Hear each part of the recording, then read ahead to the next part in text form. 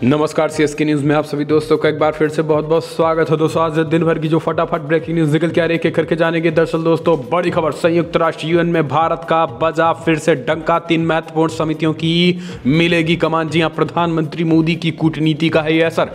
दूसरी बड़ी अपडेट निकल के आ रही है, फिलहाल लद्दाख में फिर चीन की घुसपैठ नाकाम, प्योंगयांग झील के पास भारतीय जवानों ने दबोचा चीनी सैनिकों को, बड़ी खबर निकल के आ रही है। तीसरी बड़ी अपडेट निकल के आ रही है, किसान आंदोलन में खालिस्तान के समर्थक भिंडरवाला की तारीफ करने वाली किताबें बांटी जा रही हैं। ये बड़ी अपडेट निकल के आ रही है। अब इसको खालिस्तानी मूवमेंट नहीं कहा जाएगा तो और क्या कहा जाएगा। तीसरी चौथी बड़ी खबर में आपको बताएंगे, कोरोना से बिगड़े आर्थिक हालातों से उबरने में भारत और जापान एक दूसरे की करेंगे मदद, दोनों देशों में हुए समझौते पर हस्ताक्षर, इसके बारे में आपको बताएंगे। इस बीच अमेरिका को भारत ने कहा दो टूक, कहा हमारी विदेश नीति हमेशा स्वतंत्र रही है। S-400 मिसाइल रक्षा प्रणाली को लेकर अमेरिका को करारा जवाब। तो दोस्तों सब कुछ खबरें एक करके विस्तार से जानेंगे, जहां पर ट्विटर ने अमेरिकी राष्ट्रपति डोनाल्ड ट्रंप का ट्विटर अकाउंट कर दिया अस्थायी रूप पर सस्पेंड। अब मच गया है बवाल, तो वो भी जानना बेहद जरूरी है। लेकिन उससे पहले एक छोटा सा निवेदन, अगर आपने चैनल को सब्सक्राइब नहीं किया तो प्लीज़ सब्सक्राइब के लाल बटन दबाकर चैनल को सब्सक्राइब करें। और अगर आप भी मानते हैं कि प्रधानमंत्री मोदी हैं तो मुमकिन है, तो इस वीडियो को लाइक करके अपना समर्थन दर्ज करें। इस देश की गौरवशाली इंडियन आर्मी के लिए भी जय हिंद लिखना मत भूलिएगा। दोस्तों दरअसल पहली बड़ी खबर निकल के आ रही है, आपको बता दें, संयुक्त राष्ट्र संघ में भारत का दबदबा फिर से बजा डंका, 3 महत्वपूर्ण समितियों की मिलेगी भारत को कमान। संयुक्त राष्ट्र सुरक्षा परिषद की 3 महत्वपूर्ण समितियों की अध्यक्षता वाले दिनों में भारत करेगा। संयुक्त राष्ट्र की अस्थायी सदस्यता मिलने के बाद भारत की प्रभावी भूमिका के मद्देनजर इन समितियों की अध्यक्षता अहम है। यूएन में भारत के राजदूत टी.एस. त्रिमूर्ति ने शुक्रवार को इसकी जानकारी दी है। जिन 3 कमेटियों की कमान भारत को सौंपी गई है वे हैं तालिबान सेक्शन कमेटी, आतंक रोधी काउंटर टेररिज्म कमेटी और लीबिया सेक्शन कमेटी। सोमवार को भारत ने संयुक्त राष्ट्र सुरक्षा परिषद में अस्थायी सदस्य के तौर पर अपना 8वां कार्यकाल शुरू किया। त्रिमूर्ति ने बताया कि तालिबान सेक्शन कमेटी हमेशा से ही भारत की प्रमुखता में हो रही इस कमेटी की अध्यक्षता में भारत को अफगानिस्तान में शांति की स्थापना में चुनौती बनने वाले आतंकवादी और उनको बढ़ावा देने वालों पर ध्यान केंद्रित करने में मदद मिलेगी। इस कमेटी को 1988 सेक्शन कमेटी भी कहा जा रहा है। हम चलते हैं, अगली अपडेट लेते हैं। आपको बता दें दोस्तों, लद्दाख में फिर से चीन की घुसपैठ नाकाम, प्योंगयांग झील के पास भारतीय जवानों ने दबोचा चीनी सैनिक को। जी हाँ, हाल ही में भारतीय सेना ने एक चीनी सैनिक को हिरासत में लिया। 8 जनवरी को 2021 को सेना ने भारतीय वास्तविक नियंत्रण रेखा की तरफ से एक चीनी सैनिक को पकड़ा है। प्योंगयांग झील के दक्षिणी इलाके में चीनी सैनिक को पकड़ा गया है। PLA के सैनिक ने भारतीय सीमा पर रेखा को लांघा, जिसके बाद उसे हिरासत में ले लिया गया था। पिछले साल जून महीने में पैदा हुए भारत और चीन के बीच तनाव के बाद वास्तविक नियंत्रण रेखा पर भारतीय सीमा की तरफ भारतीय सैनिकों की तैनाती रहती है। पीपल्स लिबरेशन आर्मी के सैनिकों को वास्तविक नियंत्रण रेखा पार करने पर निर्धारित प्रक्रियाओं और परिस्थितियों के आधार पर निपटाया जा रहा है। हम चलते हैं, अगली अपडेट लेते हैं। आपको बता दें दोस्तों, सिंघू बॉर्डर से बड़ी रिपोर्ट निकल के आ रही, किसान आंदोलन में खालिस्तान के समर्थकों का आरोप, भिंडरवाला की तारीफ करने वाली किताबें बांटी जा रही हैं। दरअसल कृषि कानूनों के विरोध में दिल्ली में चल रहे किसान आंदोलन को 43 दिन बीत चुके हैं। सरकार और किसान संगठनों के बीच हुई 9 दौर की बातचीत बेनतीजा रही, लेकिन इसके सबके बीच किसान आंदोलन पर विवाद का साया बढ़ता जा रहा है। आरोप है कि इनमें खालिस्तान मूवमेंट से जुड़े कई संगठन एक्टिव हैं, जो आंदोलन के बहाने अलगाववादी एजेंडे को बढ़ा रहे हैं। हालांकि किसान नेता ऐसे आरोपों को भाजपा और केंद्र सरकार की साजिश बता रहे हैं। लेकिन दोस्तों ये आपको समझना बेहद जरूरी है कि आपको बता दें कि सरकार पहले से ही खालिस्तान मूवमेंट होने का दावा पहले से ही करती आई है, और यही कारण है कि अब उनकी किताब खालिस्तान समर्थक जो किताब थे भिंडरवाला की भी किताबें बांटी जा रही हैं। और ख़ास करके ये इसमें स्पष्ट तरीके से दिखाया जा रहा है कि कैसे ऑपरेशन ब्लू स्टार में मारे गए जर्नैल सिंह भिंडरवाला और पंजाब में अलगाववाद का समर्थन करने वाले उनके साथियों का महिमा मंडन करने वाली किताब शहीद खालिस्तान बांटी जा रही है। तो अब आप समझ सकते हैं कि इस किताब के बंटने से हड़कंप मचा है, और अब जो सरकार पर आरोप लगा रहे थे उनकी भी पोल खुल चुकी है। हम चलते हैं, अगली अपडेट, कोरोना से बिगड़े आर्थिक हालातों से उबरने में भारत की मदद करेगा जापान, और भारत करेगा जापान की मदद, दोनों देशों ने समझौते पर किए हस्ताक्षर। कोरोना महामारी ने 1 करोड़ से अधिक लोगों को संक्रमित किया। इसके साथ ही 1.5 लाख के करीब लोगों की जान भी ले ली है। इस वैश्विक महामारी के कारण देशव्यापी लॉकडाउन की घोषणा भी की गई थी, जिससे देश की आर्थिक स्थिति कमजोर हो गई, लोगों की नौकरी गई, व्यापार को भी नुकसान पहुंचा। आर्थिक संकट से देश को बाहर निकालने के लिए केंद्र की नरेंद्र मोदी सरकार ने भारी भरकम राहत पैकेज की घोषणा भी की है। अब शुक्रवार को जापान के साथ 50 करोड़ यानी 3550 करोड़ रुपए के ऋण के लिए भारत ने एक समझौते पर हस्ताक्षर किए हैं। आर्थिक मामलों के विभाग में अतिरिक्त सचिव CS मोहपात्रा ने जापानी राजदूत सतोशी सुजुकी ने नई दिल्ली में इस आंदोलन पर हस्ताक्षर किए हैं। इस बीच आपको बता दें कि भारत को 65.65% की ब्याज दर से ये राशि 15 सालों में लौटाने होंगे। समझौते में 5 साल के ग्रेस पीरियड का भी जिक्र किया गया है। हम चलते हैं अगली अपडेट लेते हैं। आपको बता दें दोस्तों, बिग ब्रेकिंग, रूस से S-400 मिसाइल रक्षा प्रणाली की खरीद पर अमेरिका को भारत की 2 टूक। हमारी विदेश नीति हमेशा स्वतंत्र रही है, किसी के दबाव और प्रभाव में नहीं आने वाले हैं। विदेश मंत्रालय ने कहा है कि भारत की हमेशा स्वतंत्र विदेश नीति रही है, जो इसकी रक्षा, खरीद और आपूर्ति पर भी लागू होती है। मंत्रालय की ये टिप्पणी ऐसे समय में आई है जब कुछ दिनों पहले अमेरिकी कांग्रेस की एक रिपोर्ट में चेतावनी दी गई थी कि रूस से भारत के S-400 हवाई रक्षा प्रणाली खरीदने पर उसे अमेरिका की ओर से प्रतिबंधों का सामना करना पड़ सकता है। S-400 मिसाइल रक्षा प्रणाली की खरीद के मुद्दे पर अमेरिकी कांग्रेस की रिपोर्ट के बारे में पूछे जाने पर विदेश मंत्रालय के प्रवक्ता अनुराग श्रीवास्तव ने शुक्रवार को एक ऑनलाइन मीटिंग ब्रीफिंग में कहा है कि भारत और अमेरिका के बीच समग्र वैश्विक रणनीतिक भागीदारी है। उन्होंने कहा है कि भारत की रूस के साथ एक विशेष और महत्वपूर्ण रणनीतिक भागीदारी है। भारत ने हमेशा स्वतंत्र विदेश नीति अपनाई है, जो हमारी रक्षा, खरीद और आपूर्ति पर भी लागू होती है। हम चलते हैं अगले अपडेट। स्थिर डोनाल्ड ट्रंप कहीं न्यूक्लियर अटैक न कर दे, यूएस संसद की स्पीकर ने जताई चिंता। ये बड़ी खबर निकल के आ रही है। दरअसल अमेरिकी संसद परिसर में हुई हिंसा के बाद डेमोक्रेटिक पार्टी डोनाल्ड ट्रंप के खिलाफ मुखर हैं। अमेरिकी संसद की स्पीकर नैन्सी पेलोसी ने डोनाल्ड ट्रंप को लेकर आशंका जताई है कि कहीं वो परमाणु हमला न कर दें। नैन्सी पेलोसी ने ट्रंप से तुरंत राष्ट्रपति पद छोड़ने की मांग की है। नैन्सी पेलोसी ने कहा है कि फिलहाल उन्होंने इस संबंध में अमेरिकी सेना के ज्वाइंट चीफ ऑफ स्टाफ के चेयरमैन मार्क से मिलने की बात कही है। नैन्सी पेलोसी ने उनसे सिर्फ ट्रंप को सैन्य एक्शन और न्यूक्लियर हमले के आदेश से दूर रखने को कहा है। पॉलिसी ने इस संबंध में डेमोक्रेटिक सांसदों के लिखे पत्र में बताया है कि उन्होंने जनरल मार्क टी एस्पर से मिले राष्ट्रपति ट्रंप के न्यूक्लियर कोड को लेकर बात की है। न्यूक्लियर कोड की मदद से ही अमेरिका का राष्ट्रपति परमाणु हमला करने का आदेश देता है। ट्रंप को राष्ट्रपति पद से हटाने की अपनी मांग को दोहराते हुए नैन्सी पेलोसी ने कहा है कि इस तरीके के अस्थिर दिमाग वाले राष्ट्रपति की स्थिति इससे और खतरनाक नहीं हो सकती है और हमें अपने देश और अपने लोकतंत्र पर किसी हमले से सुरक्षा को लेकर वो सब कुछ करना चाहिए जो हम कर सकते हैं। तो अब इस तरीके से ट्रंप को लेकर अस्थिरता भी जताई जा रही है। हम चलते हैं अगले अपडेट लेते हैं दोस्तों। बिग ब्रेकिंग न्यूज़ निकल के आ रही है, आपको बता दें बड़ी खबर निकल के आ रही है जहां पर ट्रंप का व्यक्तिगत ट्विटर अकाउंट अस्थायी रूप से बंद, आधिकारिक हैंडल के ट्वीट भी हटाए गए। जी हां, बड़ी खबर निकल के आ रही है दोस्तों। दरअसल आपको बता दें कि फिलहाल अमेरिकी राष्ट्रपति डोनाल्ड ट्रंप के ट्विटर अकाउंट को अस्थायी रूप से पूरी तरीके से रोक लगा दिया गया, बैन कर दिया गया। जी हाँ, आपको बता दें बिग ब्रेकिंग न्यूज़ निकल के आ रही है। कैपिटल इमारत हिंसा के लिए सोशल मीडिया ट्विटर ने अमेरिकी राष्ट्रपति डोनाल्ड ट्रंप के अकाउंट को स्थायी रूप से बंद कर दिया है। ट्विटर ने कहा है कि भविष्य में और हिंसा की आशंका जताते हुए उसने ये कदम उठाया है। ट्विटर ने कहा है कि ट्रंप के अकाउंट से किए गए ट्वीट के करीबी अवलोकन के बाद हमने पाया कि उन्हें किस तरीके से लिया जा रहा था। आगे के खतरे को देखते हुए हमने उनका अकाउंट स्थायी रूप से बंद करने का फैसला किया।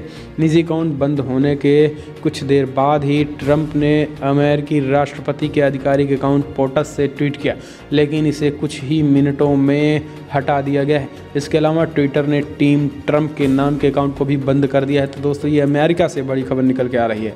हम चलते हैं अगली अपडेट लेते हैं। आपको बता दें बीएसएफ ने भारत पाकिस्तान अंतर्राष्ट्रीय सीमा से 6 पाकिस्तानी जवानों को पकड़ा। ये भी एक बड़ी खबर निकल के आ रही है। जी हाँ, सीमा सुरक्षा बल ने शुक्रवार को पंजाब में पाकिस्तान और भारत अंतर्राष्ट्रीय सीमा पर स्थित इलाके से 6 पाकिस्तानी युवाओं को पकड़ा है। खास करके युवकों को पकड़ा है। इस बीच आधिकारिक सूत्रों ने यह जानकारी दी कि उन्होंने कहा कि गिरफ्तार किए गए सभी लोगों की आयु 20 से 21 वर्ष के बीच है। उन्हें शाम 5 बजे के आसपास अमृतसर के सीमावर्ती क्षेत्र में पकड़ा गया है। सूत्रों ने बताया है कि फिलहाल 6 युवकों से फिलहाल सुरक्षा और खुफिया एजेंसियों के संयुक्त टीम द्वारा पूछताछ की जा रही है, ताकि ये पता लगाया जा सके कि वे अनजाने में सीमा पर पहुंच गए या फिर उनका कोई गलत मकसद था। वहीं बीएसएफ के महानिरीक्षक NS जामवाल ने जम्मू कश्मीर के उपराज्यपाल मनोज सिन्हा से बृहस्पतिवार को मुलाकात की और उन्हें अंतर्राष्ट्रीय सीमा पर सुरक्षा स्थिति से भी अवगत कराया है। ये बड़ी खबर निकल के आ रही है दोस्तों, सीमा पर पाकिस्तान पर शिकंजा।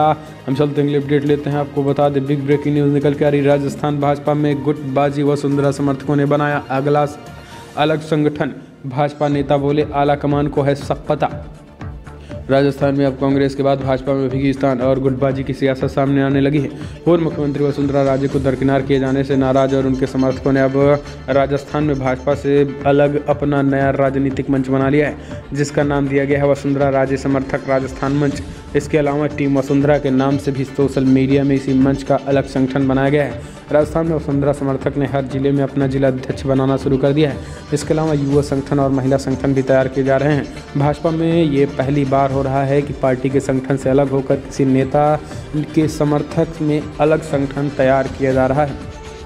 वसुंधरा समर्थक मंच के प्रदेश अध्यक्ष विजय भारद्वाज ने कहा कि मैं 2003 में वसुंधरा राजे सिंधिया की वजह से जनता दल छोड़कर बीजेपी में आया था और तब से बीजेपी की राज्य कार्यकारिणी का सदस्य रहा हूँ। भाजपा की आमंत्रित कार्यकारिणी का सदस्य रहा हूँ और इसके अलावा विधि प्रकोष्ठ का भी अध्यक्ष रहा हूँ और अब हम लोग वसुंधरा राजे को मजबूत करना चाह रहे हैं। तो ये बड़ी खबर निकल के आ रही है। अगर इस तरीके की होता है तो राजस्थान बीजेपी में बड़ी फूट देखने को मिल रही है। हम चलते हैं, अगली अपडेट लेते हैं। पश्चिम बंगाल पहुंचे JP नड्डा, अब चिड़िया चुग गई खेत,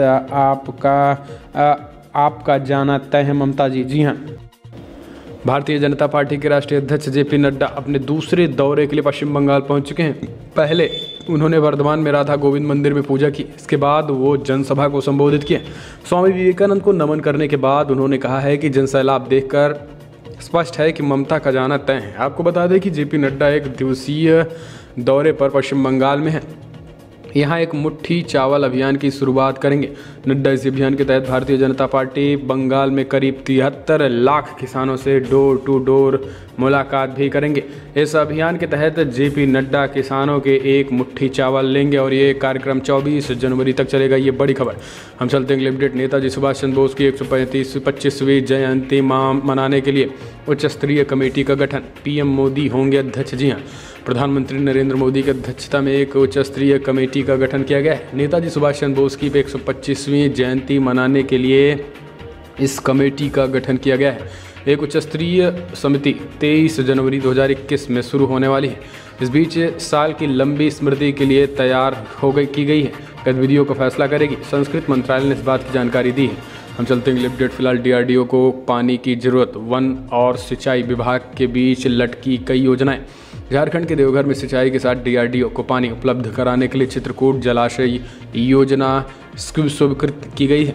2015 में इस योजना का शिलान्यास किया जाना था, लेकिन तब से वन विभाग और सिंचाई विभाग के बीच ये योजना आधार में लटकी हुई है। योजना में DRDO की पानी की जरूरत को देखते हुए अब जिला प्रशासन ने दोनों विभाग को समन्वय बनाकर योजना को जल्द से जल्द पूरा करने के निर्देश दे दिए। हम चलते हैं, अपडेट लेते हैं। फिलहाल ब्राज़ील के राष्ट्रपति बोल्सोनारो ने PM मोदी को लिखी चिट्ठी, जल्द कोविड वैक्सीन भेजने की अपील की। जी हाँ, दरअसल बड़ी खबर निकल के आ रही है कि भारत में जल्द ही कोविड-19 टीकाकरण शुरू होने वाला है। भारत में ऑक्सफोर्ड, एस्ट्राजेनेका और भारत बायोटेक की वैक्सीन को इस्तेमाल की मंजूरी मिली है। अब ब्राज़ील के राष्ट्रपति जायर बोल्सोनारो ने PM मोदी को लिखी चिट्ठी में अपील की है कि वो एस्ट्राजेनेका की कोविड वैक्सीन को जल्द से जल्द ब्राज़ील भेजें, ताकि यहाँ टीकाकरण अभियान शुरू किया जा सके। बोल्सोनारो के प्रेस ऑफिस ने ये चिट्ठी जारी की है। कोरोना के सबसे ज़्यादा प्रभावित देशों में ब्राज़ील दूसरे नंबर पर है और यहाँ टीकाकरण अभियान में लगातार हो रही देरी के कारण राष्ट्रपति बोल्सोनारो पर दबाव बढ़ता जा रहा है। सरकार पर सवाल उठाए जा रहे हैं कि इतनी खराब स्थिति में होने के बावजूद वहां जल्द से जल्द टीकाकरण शुरू क्यों नहीं किया जा रहा है। बोल्सोनारो के प्रेस ऑफिस की ओर से जारी की गई चिट्ठी में लिखा कि हमने नेशन इम्यूनाइजेशन प्रोग्राम को जल्द से जल्द शुरू करने के लिए कहा है। तो दोस्तों आप समझ सकते हैं कि दुनिया के तमाम देश लगातार भारत से कोविड-19 की मांग कर रहे हैं। हम चलते हैं अगली अपडेट लेते हैं। फिलहाल दुखद, महाराष्ट्र हॉस्पिटल में जिंदा जले 10 नवजात, पीएम मोदी ने जताया दुख, सीएम ने दिए जांच के आदेश। जी हाँ, महाराष्ट्र के भंडारा में शुक्रवार देर रात दर्दनाक हादसा हुआ है। आपको बता दें कि रात 2 बजे भंडारा जिला अस्पताल के बीमार नवजात देखभाल इकाई में आग लगने से 10 शिशुओं की मौत हो गई है। यूनिट से 7 शिशुओं को सुरक्षित बाहर निकाल लिया गया है। इस मामले में प्रधानमंत्री मोदी ने दुख जाहिर किया है। उन्होंने इसे हृदय विदारक हादसा करार दिया है। उधर कांग्रेस के पूर्व अध्यक्ष राहुल गांधी ने भी इस हादसे को दर्दनाक बताया है। उन्होंने राज्य सरकार से अपील की है कि वो मृतकों और घायलों के परिजनों को हर संभव मदद मुहैया कराएंगे। हॉस्पिटल में बच्चों के मौत के मामले में मुख्यमंत्री उद्धव ठाकरे ने भी दुख जताया है। उन्होंने स्वास्थ्य मंत्री राजेश टोपे, जिला कलेक्टर और पुलिस अधीक्षक से इस हादसे को लेकर बातचीत की है। साथ ही मामले की जांच के आदेश भी दे दिए हैं। उधर केंद्रीय गृह मंत्री अमित शाह ने इस हादसे को दुर्भाग्यपूर्ण करार दे दिया है। उन्होंने कहा है कि मेरी संवेदनाएं पीड़ित परिवारों के साथ हैं। ईश्वर उन्हें ये असहनीय दुख सहने की शक्ति दे। हम चलते हैं, अगली अपडेट लेते हैं। दोस्तों फिलहाल बड़ी खबर, अगर बनी भाजपा की सरकार तो बंगाल में भी बनाएंगे लव जिहाद कानून, नरोत्तम मिश्र का बड़ा ऐलान। जी हाँ, पश्चिम बंगाल में अगले कुछ महीनों में विधानसभा चुनाव होने वाले हैं। इससे पहले भारतीय जनता पार्टी ने लव जिहाद का कई चाल चल दिया है। मध्य प्रदेश के गृह मंत्री नरोत्तम मिश्र ने शुक्रवार को दावा किया कि भाजपा पश्चिम बंगाल में 2/3 बहुमत से सरकार बनाएगी। जिस तरीके से हमने मध्य प्रदेश में धार्मिक स्वतंत्रता कानून 2020 बनाया, बंगाल में अगर हमारी सरकार बनेगी तो यहाँ भी ऐसा कानून बनाया जाएगा। उन्होंने बंगाल में गोवध के खिलाफ भी कानून बनाने का वादा किया है। आपको बता दें कि मिश्रा बंगाल के 48 सीटों के प्रभारी हैं। उन्होंने ममता सरकार को मात देने के लिए लव जिहाद का दांव चल दिया है। भाजपा के राष्ट्रीय अध्यक्ष JP नड्डा भी शनिवार को बंगाल के दौरे पर हैं और इस बीच वो भी लगे हुए हैं। हम चलते हैं, अगली अपडेट लेते हैं। दोस्तों बड़ी खबर निकल के आ रही है, जहां पर आपको बता दें बंगाल के 500 से ज़्यादा अल्पसंख्यक समुदाय के कार्यकर्ता थामा बीजेपी का दामन। जी हाँ, कोलकाता स्थित प्रदेश भाजपा कार्यालय में आयोजित संवाददाता सम्मेलन के दौरान प्रदेश भाजपा के उपाध्यक्ष विश्वरूप राय चौधरी एवं पार्टी के अल्पसंख्यक मोर्चा के प्रदेश अध्यक्ष अली हुसैन के नेतृत्व में इन लोगों ने भाजपा की सदस्यता ली है। इस मौके पर चौधरी एवं अली हुसैन ने भाजपा में शामिल होने वाले कार्यकर्ताओं को पार्टी का झंडा थमाकर स्वागत किया है। प्रदेश भाजपा की ओर से बताया गया कि भाजपा में शामिल होने वालों में मानिक शेख फरीद समेत कई बड़े पैमाने पर 400 से ज़्यादा समर्थकों के अलावा TMC के कुछ कार्यकर्ता और नेता भी शामिल हैं जो अब बीजेपी का दामन थाम लिए हैं। हम चलते हैं, अगली अपडेट लेते हैं। आपको बता दें बड़ी खबर निकल के आ रही है। दोस्तों आज बिग ब्रेकिंग के तहत कर्नाटका से बड़ी खबर निकल के आ रही है। जी हाँ, कर्नाटका में ब्राह्मण विवाह योजना, गरीब ब्राह्मणों से शादी करने पर मिलेंगे 3 लाख रुपए। कई परिवारों को स्कॉलरशिप भी मिलेगी। जी हाँ, कर्नाटका में राज्य ब्राह्मण विकास बोर्ड ने गठन के लिए 1 साल बाद ही जातीय विवाह व्यवस्था को दुरुस्त करने के लिए 2 स्कीम लॉन्च की है। पायलट प्रोजेक्ट के तौर पर निकाली गई इन दोनों योजनाओं में गरीब ब्राह्मण से शादी करने पर आर्थिक मदद का आश्वासन दिया गया है। इनमें एक योजना के तहत ऐसी ब्राह्मण महिलाएं जो गरीब पुजारी से शादी करती हैं इन्हें 3 लाख रुपए तक के बॉन्ड मिलेंगे। वहीं दूसरी योजना में गरीब ब्राह्मण महिला को 25,000 रुपये दिए जाएंगे। चूँकि ये योजना फिलहाल पायलट प्रोजेक्ट स्तर पर है, इसलिए स्कीम का फ़ायदा उठा पाने वालों की संख्या सीमित रखी गई है। भाजपा नेता और कर्नाटका राज्य ब्राह्मण विकास बोर्ड के अध्यक्ष HS सच्चिदानंद मूर्ति ने इस योजना पे कही है। हम चलते हैं, अपडेट लेते हैं। बड़ी खबर निकल के आ रही है। दोस्तों आपको बता दें नई शर्तों पर विवाद के बाद व्हाट्सएप ने कहा निजी चैट नहीं होंगे कोई प्रभावित। जी हाँ, दरअसल व्हाट्सएप अब लगातार कहीं न कहीं व्हाट्सएप को लेकर नया विवाद सामने आ गया है। 8 फरवरी 2021 से लागू होने जा रही व्हाट्सएप के इस्तेमाल की शर्तों को लेकर बवाल बढ़ता ही जा रहा है। व्हाट्सएप पर यह भी आरोप है कि उन्होंने अपनी कैटेगरी वह इकलौता ऐसा ऐप है जो यूजर्स के सबसे ज़्यादा डेटा लेता है। लेकिन इसी बवाल और हंगामे के बीच व्हाट्सएप ने कहा है कि वो उसकी नई सेवा शर्तों से निजी चैट रत्ती भर भी प्रभावित नहीं होंगे। व्हाट्सएप ने ये बातें प्रेस रिलीज के जरिए कही हैं।